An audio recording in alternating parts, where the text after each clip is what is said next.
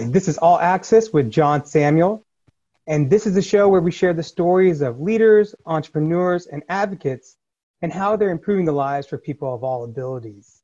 Today, we have the pleasure of having Lori Samuels, my dear friend and also advisor, and no relation, but she's also the accessibility director at NBCUniversal. And I'm super excited to be sharing her story and how she got into accessibility and some of the cool things she's doing now. So thank you, Lori. Thanks, John. It's great to be here. Thank you so much. You know, Lori, you and I have had the opportunity to get to know each other over the past couple of years now. And, I'd love to learn a little bit more about your background, because I know you went to the very first high school in the country, and would love to kind of hear how you got started there. Math was my favorite subject in school, which I didn't consider strange at the time. And my father actually encouraged me to switch my major from math to computer science, which I did, and learned programming languages and operating systems theory. And I actually really loved it all and did a lot of programming and coding. And I actually ended up getting my bachelor's and my master's degree in computer science in a 4-year time period. So that was great. I came out kind of well prepared to get into the field. How did you get into the accessibility space in general? Or I consider myself a passionate ally of the disability community. And I think that passion kind of came from my own personal experience. I mentioned that my brothers and I went to Boston Latin School, and we went to Boston Public Schools. My sister, who has cerebral palsy, was not actually even given that opportunity. So my sister Karen, had to go to a different school. She didn't get to go to public schools like the rest of us did. Oh, really? She went to a school, and it's actually a horrible name. So I'll say it, but just be aware that this was back in the 1960s. It was called the Industrial School for Crippled Children. That was the name of her school. And as bad as the name sounds, it was, there were wonderful people who worked in the school and awesome teachers, and we were very connected with the school as a family. But I think I was always aware from a very young age that my sister faced many more obstacles and much more discrimination than my brothers and I experienced as we went about our way growing up in childhood. And so that was just ingrained in my DNA as a child. Yeah. My sister went on to get her associate's degree, her bachelor's degree, and her master's degree ultimately in social work, and worked, and lives independently and worked in hospital administration. So, she's great. But every step of the way, there was always something that was in the way for her. And we as a family, always supported her very much. And we tried to make sure our family was a kind and safe place for her to be, because she faced discrimination out in the world. So that I think was my personal, initial connection to disability. Awesome. And I also love technology. So it was fairly early in my career that I began to do some work. This is actually moved out of Boston and over to San Francisco, and was working for a company called Broderbund Software, where we're building software products for the consumer market. And I, at that point, got interested in how we could make sure that those products worked for everyone, including kids who were now in the 1990s beginning to go to public schools, kids with disabilities who might needed some different technology to make things work for them. So after that experience, kind of where did that take you from there? Yeah, so it was a really interesting time. This was probably 1993 to 1998. I was the director of engineering for Broderbund Software at the time.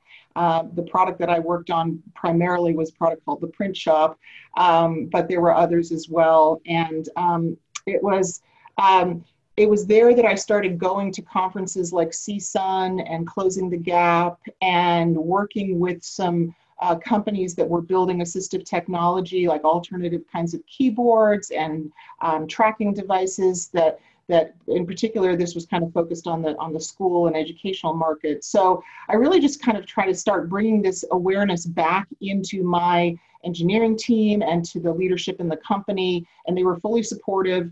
It was pre-internet, it was pre-WCAG, none of those standards existed at the time. But the idea that if you developed your software to meet certain standards and not make assumptions that people could use a mouse or could see the screen, that you would be more compatible with these assistive technology devices. And so that was the sort of advocacy.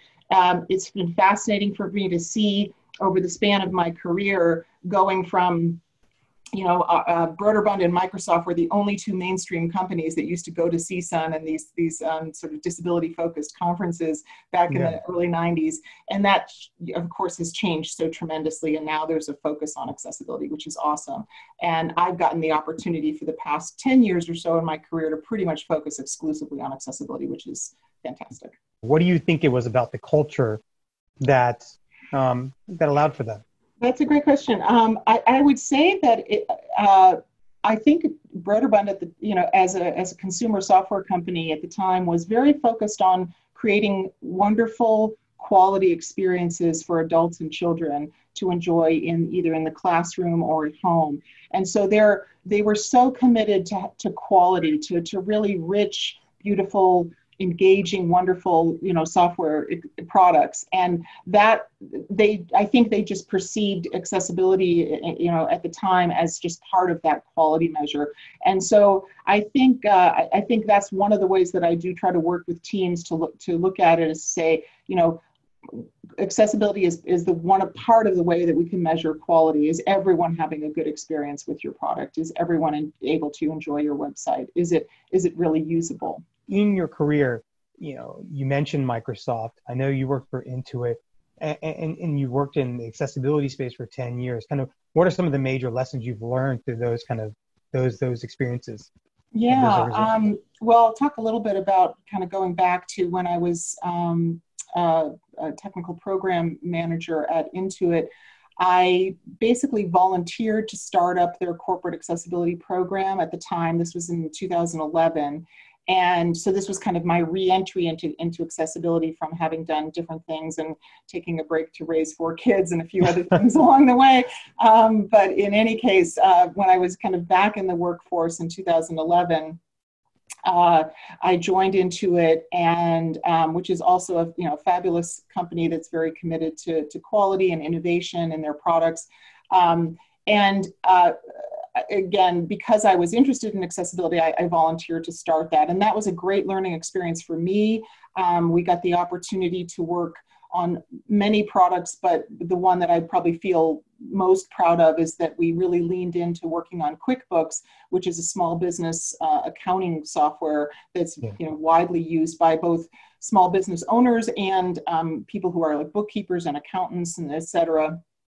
So there had been a lot of ask from the blind community, specifically around Quickbooks, and we were able to start an initiative and get executive support for that, and just make a huge amount of progress in getting the core features of that product to be accessible to people who were visually impaired.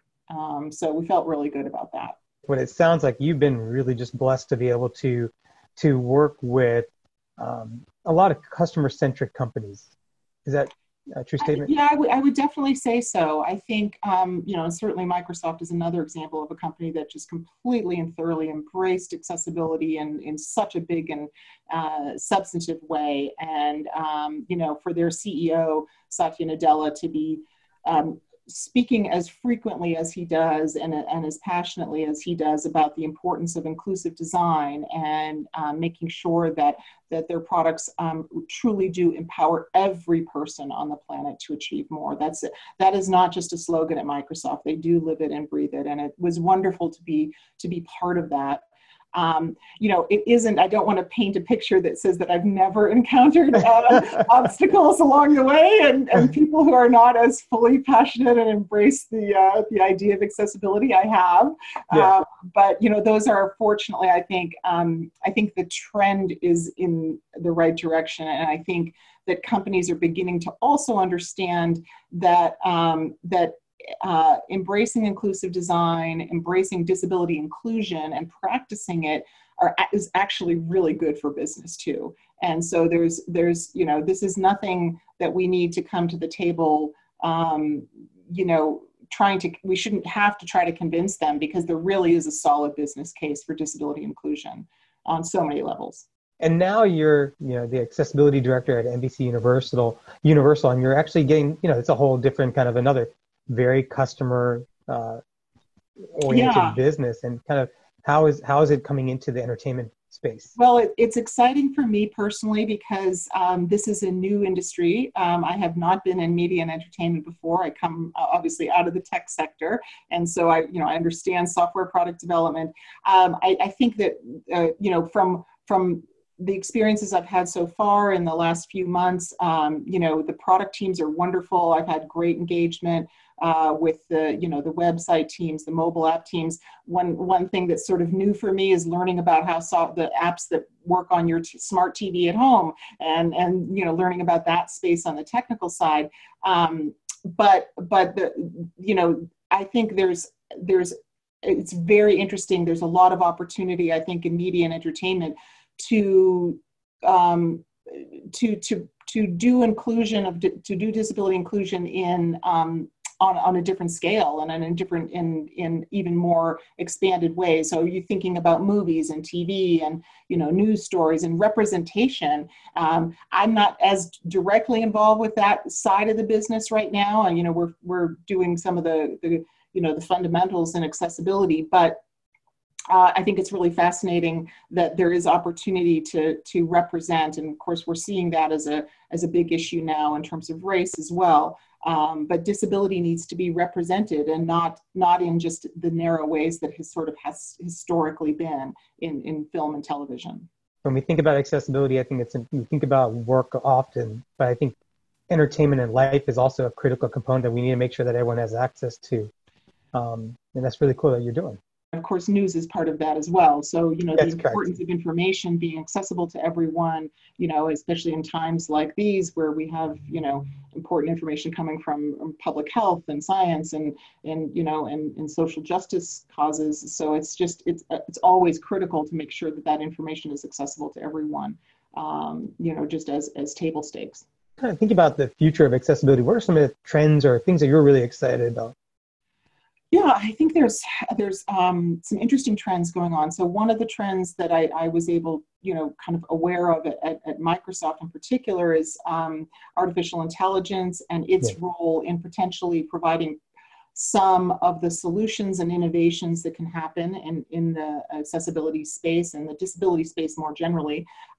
So, applications, mobile apps like Seeing AI, which uses the camera on the mobile device to recognize objects in the real world, and to make, for someone who's visually impaired, to be able to kind of have a richer experience and be able to kind of utilize that technology. That's just one example. There are certainly lots of others. So I know that Microsoft is investing in AI for good, AI for accessibility. There's some wonderful initiatives going on in that space.